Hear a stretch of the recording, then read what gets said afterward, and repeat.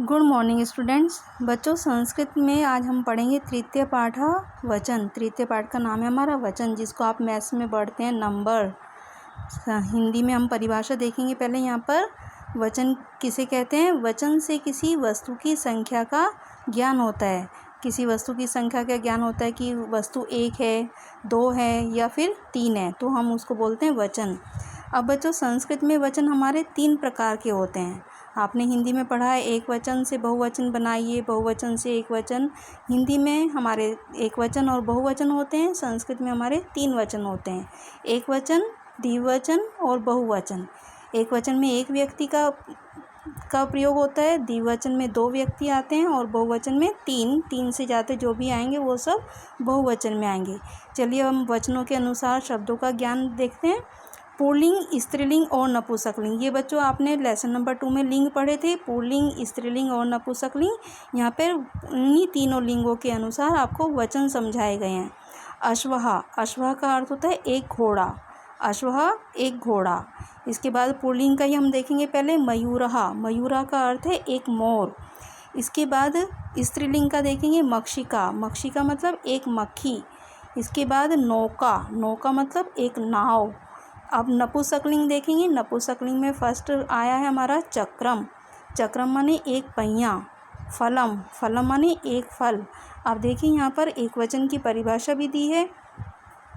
जिस शब्द स्वरूप से एक की संख्या का ज्ञान होता है उसे एक वचन कहते हैं। जैसे मैंने आपको पहले भी बताया, एक वचन में एक का प्रयोग होता है, द्विवचन में 2 आएंगे। जैसे हमारे पास 2 पेंसिल हैं तो द्विवचन में आएगा, हमारे पास 3 पेंसिल हैं तो बहुवचन में आएगा।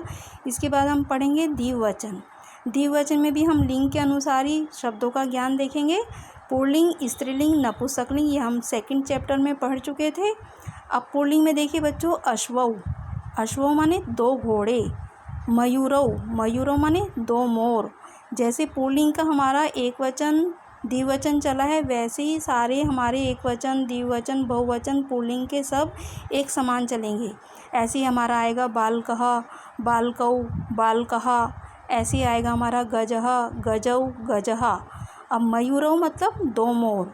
इसके बाद स्त्रीलिंग देखेंगे मक्षिके। मक्षिके माने 2 मक्खी। नौके, नौके मतलब 2 नाव। अब स्त्रीलिंग के भी सारे शब्द हमारे एक समान चलेंगे। मक्षिका, मक्षिके चला जैसे, ऐसे ही आएगा बहुवचन में मक्षिकः। अब ऐसे ही हमारा आएगा बालिका, बालिके, बालिकः। ऐसे ही आएगा हमारा लता, लते, लतः। सारे स्त्रीलिंग के शब्द एक समान चलेंगे। इसके बाद नपुंसकलिंग में देखेंगे द्विवचन चक्रे। चक्रे माने 2 पहिए। फले, फले माने 2 फल। अब नपुंसकलिंग भी हमारा एक समान चलेगा।